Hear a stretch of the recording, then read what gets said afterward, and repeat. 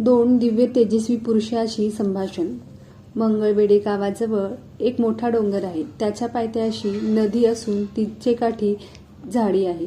हे स्थान मोठे रमणीय आहे. तेथे एकदा श्री स्वामी समर्थाची स्वारी बसली होती. तोच नदीच्या पलीकडे तीराहून महाराजाप्रमाणे दिव्य तेजाचे दोन पुरुष तिथे आले. तिघांनी परस्परांचे दर्शन घेऊन तिघेही डोंगरावर चढले. परस्परात भाषणे झाली. ती कोणास कळण्याजोगी नव्हती. त्यापैकी एक यती का रडतो का म्हणून बोलला. तितक्या दुसरा म्हणाला, हाका का मारतो. तिसरा म्हणतो, असे का करतो. याप्रमाणे मनपूत बडबड करून ते डोंगरावर गेले व काही वेळाने महाराज एकटेच परत आले. माणिक प्रभूसह सबनीस यास दर्शन. श्री स्वामी महाराज अक्कलकोटस येण्यापूर्वी एक वेळ ते हुमणाबादेस माणिक प्रभू म्हणून वर्दी पुरुष होऊन गेले त्यांच्या भेटीस गेले होते. या वेळेसही महाराजाबरोबर दोन मूर्त्या होत्या.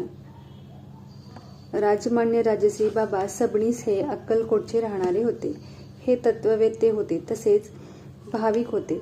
त्यांचे कुटुंब निवर्तल्यामुळे उद्विग्न होऊन परमार्थ साधण्याकरिता हुमणाबादेस माणिकप्रभूकडे वारंवार जात असत.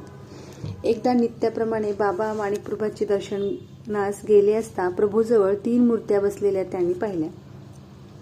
त्यापैकी एक श्री स्वामी समर्थ होते. माणिकप्रभूंनी खूण करून महाराजांचे दर्शन घेण्याकरिता बाबा सूचना केली. बाबास खूण समजली नाही. तेव्हा प्रभूंनी बाबा स्पष्ट सांगितले की अतपार हे स्वामी महाराज तुझे गुरु आहेत, त्यांचे दर्शन घे. मग त्यांनी महाराजांचे व त्याचबरोबर असलेल्या 2 मूर्तीचे दर्शन घेतले. महाराजांनी पुष्कळ शिव्या दिल्या व मनातील पुष्कळ गोष्टींची ओळख देऊन तू कसाई आहेस असे ते म्हणाले. अक्कलकोट को जाओ हम भी आवेंगे असे बाबांनी ऐकून आपण अक्कलकोटाचे राहणारे हे महाराजास कसे कळे याबद्दल त्यांना आश्चर्य वाटले. आपली आई फार आजारी असताना जाऊ नको म्हणून वारंवार सांगत असताना निर्दयीपणे तिला सोडून आलो म्हणून आपणास कसाई म्हणून श्री स्वामींनी हाक मारली. श्री स्वामी समर्थ अवतारी आहेत अशी त्यांची खात्री झाली. नंतर बाबा अक्कलकोटास आले व श्री स्वामीही अक्कलकोटास काही दिवसांनी आले. आपणास माणिक प्रभूचे सानिध्य दर्शन दिलेली अवतारी मूर्ती हीच अशी बाबांची खूण पटल्यावर बाबा हे स्वामी महाराजांचे निश्चम भक्त झाले. महाराजाबरोबर दुसऱ्या असलेल्या 2 मूर्ती दृष्टीस पडल्या नाहीत. ब्रह्मा विष्णू महेश मिळून दत्त अवतार झाला त्याचप्रमाणे त्या 3 मूर्तीपैकी स्वामी महाराजांचा अवतार अक्कलकोटास प्रसिद्धी झाला. महाराज मंगळवेढ्यापासून निघाले ते सोलापुरास आले. सोलापुरास जाणाऱ्या रस्त्यावर करमकरांचे शेत आहे. ते शेत वेदमूर्ती रा पंढरीनाथ व एकनाथ भटजी निवासकर यांनी 1855 ते 56 साली वाट्याने घेतले होते. पंढरीनाथ आणि एकनाथ भटजी यांची आणि स्वामी महाराज यांची एके दिवशी ऐन 1-2 वाजता रस्त्यात गाठ पडली. त्यावेळी सूर्याची प्रखरता होऊन गेल्यामुळे पायांना चटके घेण्यापुरती जमीन तापून गेली होती. पाय अतिशय भाजू लागल्यामुळे स्वामी महाराजांनी पंढरीनाथाजवळ त्यांच्या पायातील जोडा मागितले. पायात घालण्याकरिता मागितला. पंढरीनाथाने ताबडतोब पायातील जोडा दिला. स्वामी महाराजांनी पायात जोडा घालून जी चाल काढली त्या चालीने पंढरीनाथ व एकनाथ हे आपापसात बोलत असता महाराज त्या उभया तास दिसेनासे झाले. स्वामी महाराज आपणास कुठे दिसत नाहीत असे पाहून एकनाथ पंढरीनाथास म्हणाले, अरे तो आपला जोडा त्या वेड्यास देऊन टाकलास आणि तो तर दिसेनासे झाला. जोडा दिला असे काकांना कळले तर ते रागावतील. हे ऐकून पंढरीनाथ चिंतेत पडला. सुमारे 5 मिनिटाच्या अवकाशात स्वामी महाराज मोठ्या लगबगीने परत आले आणि पंढरीनाथास म्हणाले, घे आपला जोडा. आता काका कशाला रागे भरेल, जोडा तर आला. इतके बोलून पुन्हा झपाट्याने चालते झाले. त्या दोघांस वाटले की हा वेडा इथेच कुठेतरी आड होता. त्याने आपले बोलणे ऐकून जोडा परत आणून दिला. पंढरीनाथाने जोडा पायात घातला आणि उभयता शेताकडे चालते झाले. सोलापूरकडून काही मंडळी अर्ध्या तासाने गावाकडे आली. ती मंडळी अर्ध्या वाटेत भेटली. त्याने हा वेडा लगबगीने कशाकरिता आला होता त्याची चौकशी केली. तेव्हा हा वेडा इतक्या थोड्याशा अवकाशात अर्ध्या कोसाने पल्ल्यावर असून त्यास आपण बोललेले शब्द कसे कळे हे सर्वांस मोठे आश्चर्य वाटले. त्या दिवशी श्री समर्थ जे गेले ते पुन्हा मंगळवेढ्यास परत आले नाहीत. गवे स्वामीस दर्शन. श्री स्वामी समर्थ मंगळवेढ्याहून निघाले ते पंढरपुरास गेले, मग मोहोळास आले. पंढरपुराहून मोहोळास येते समयी मध्ये भीमा नदी लागते.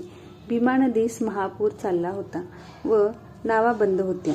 श्री स्वामी समर्थ तसेच चालून नदीतून पलीकडे गेले. नदीत गुडघाभर पाण्यापेक्षा जास्त पाणी झाले नाही. हा चमत्कार मोहोळकरांनी काही लोकांनी पाहिला. मोहोळगाव हा तालुक्याचा असून त्यावेळेस तेथे राजश्री गणेश हरी सोहणी या नावाचे मामलेदार होते. त्यांचे घरी श्री स्वामी वास करी. मोहोळास गवेस्वामी म्हणून लिंगायत योगाभ्यासी साधू होते. त्यांचे वय 125 वर्षांचे होते असे म्हणतात. गवेस्वामी एका खोलीत एकांती योगधारणा करीत, तेव्हा त्यांचे आसन जमिनीपासून 2 हात उंच असे. भूतकाळाचे योगी असून भूत भविष्य ज्ञान त्यास असे. एके दिवशी श्री स्वामी समर्थांची आणि त्यांची गाठ पडून एकांती भाषणे झाल्यावर गवेस्वामींनी योगाभ्यास सोडून देऊन सहज अवस्था धारण केली. श्री समर्थ त्याचे मठात कधी कधी जात असत. श्री स्वामी समर्थ अक्कलकोटास गेल्यावर बरेच दिवसांनी गवेस्वामी समाधिस्थ झाले. मोहोळास श्री स्वामी समर्थ असता एक कोष्टी जातीचा ग्रहस्थ आपणास ब्रह्म दाखवा म्हणून श्रीचे पाठीस लागला. काही केल्याने तो ते आपला नाद सोडेना. एके दिवशी महाराज कोष्ट्यास म्हणाले, तुला ब्रह्म दाखवितो. मोहोळेस श्री नागनाथाचे देवालय आहे. तेथे श्री स्वामी व कोष्टी होते. ब्रह्म पहा असे महाराजांनी म्हटल्याबरोबर कोष्ट्यास जिकडे तिकडे सर्पच दिसू लागले. कोष्टी घाबरून गेला व भीतीने तो भ्रमिष्ट झाला. बरेच दिवस तो वेड्यासारखा फिरत असे. नंतर गवेस्वामींनी श्री स्वामी समर्थाची प्रार्थना करून कोष्ट्यास पूर्वस्थितीवर आणले. सोहणी मामलेदाराची गोष्ट. एके दिवशी गणेश हरी सोहणी मामलेदार यांच्या घरी गणपतीच्या उत्सवाबद्दल कीर्तन चालले होते. मध्यरात्रीचा समय असून पाऊस मंद मंद पडत होता. अशा वेळेस श्री समर्थ सभेतून उठून गडीचा दरवाजा उघडून बाहेर पडले. हे पाहून गणेश हरिहरी बाहेर पडून घरात जाण्याविषयी समर्थांची विनवणी करू लागले. अनेक प्रकारे विनवण्या केल्या, पण महाराज घरास परत न जाता गणेश हरीस म्हणाले, तुझे घरी आम्हास विटाळ होतो, आम्ही येत नाही असे म्हणून श्री समर्थांनी जंगलचा रस्ता धरला. सोहणी हे मशाल लावून महाराजाबरोबर 1 कोसभर जंगलात गेले. वारंवार परत येण्याविषयी प्रार्थना चालली होती, पण महाराज परत आले नाही. सोहणी यांची निराशा झाली. नंतर त्यांनी महाराजास प्रश्न केला की पुन्हा केव्हा दर्शन द्याल. तेव्हा श्रींनी उत्तर दिले की आंब्याच्या दिवसात येऊ. महाराजाजवळ एक मनुष्य ठेवून सोहणी घरी आले. महाराजांनी सोहणी यास तुझे घरी विटाळ होतो असे सांगितले. त्याचे कारण असे होते की सोहणी यांनी घरात रान बाळगली होती. रान सोडून द्यावी अशी महाराजांची इच्छा होती. सोहणी हे मोठे भक्तिमान होते, परंतु कामाने झपाट्यातून कोण पार पडला आहे. श्री स्वामीची जोड करून रांडे सोडले असते म्हणजे सर्व ठीक जमते, पण मायेचा झपाटा मोठा विलक्षण. श्री जगद्गुरू सोडून रांडेचे चैनबाजीत सोहणी राहिल्यामुळे पुढे त्यांच्यावर बरेच प्रसंग आले व महाराजांच्या वचनाप्रमाणे रान सोडेपोतो त्यास सुदिन प्राप्त झालाच नाही. वरील गोष्ट घडल्यावर सन 1851-52 सालचे सुमारास जिल्ह्याचे कलेक्टर मोहोळ तालुक्याचे जमाबंदीस आले. साहेबाने सोहणी यांची कीर्ती ऐकून त्यास एकांती घेऊन सांगितले की तुम्ही रान सोडून द्यावी. अंमलदारास ही गोष्ट कलंक लावणारी आहे. सोहणी यास मोह सुटेना.